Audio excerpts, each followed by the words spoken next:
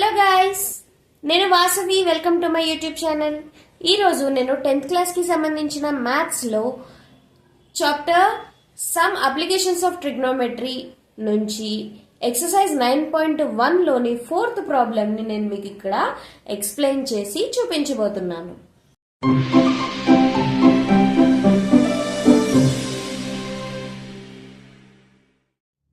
ఈ ప్రాబ్లం వచ్చేసి the angle of elevation of the top of the tower from a point on the ground which is 30 meters away from the foot of the tower is 30 degrees.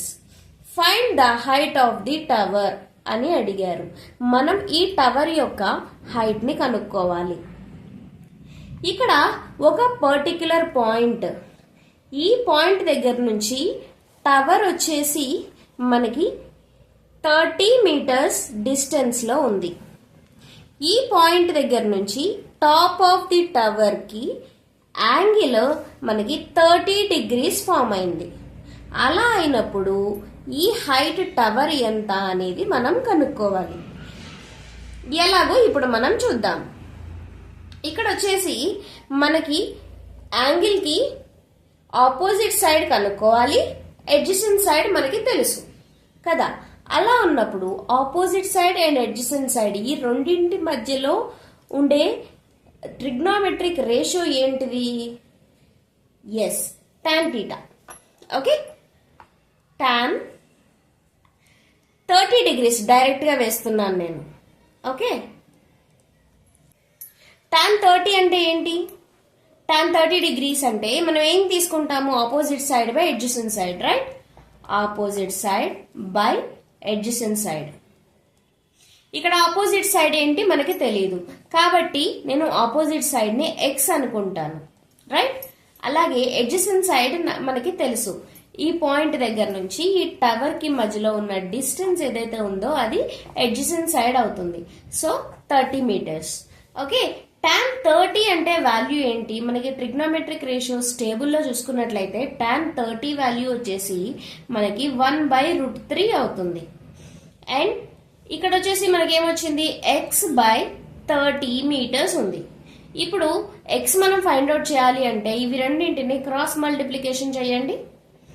చేస్తే ఏమవుతుంది? 30/√3 is equal to x. మనకి x value వచ్చేసి 30/√3 వస్తుంది. ఈ 30/√3 simplify చేద్దాం. ఎలా చేయొచ్చు? 30 నేను ఎలా రాసుకుంటున్నాను అంటే 10 3s 30 కదా. అలాగే 3ని ఇక్కడ √3 ఉంది, రైట్? ఇప్పుడు మనం రేషనలైజ్ చేస్తే 3ని √3 ఇంటూ √3 గా రాసుకోవచ్చు కదా. ఓకే, బై కింద √3 ఉంది.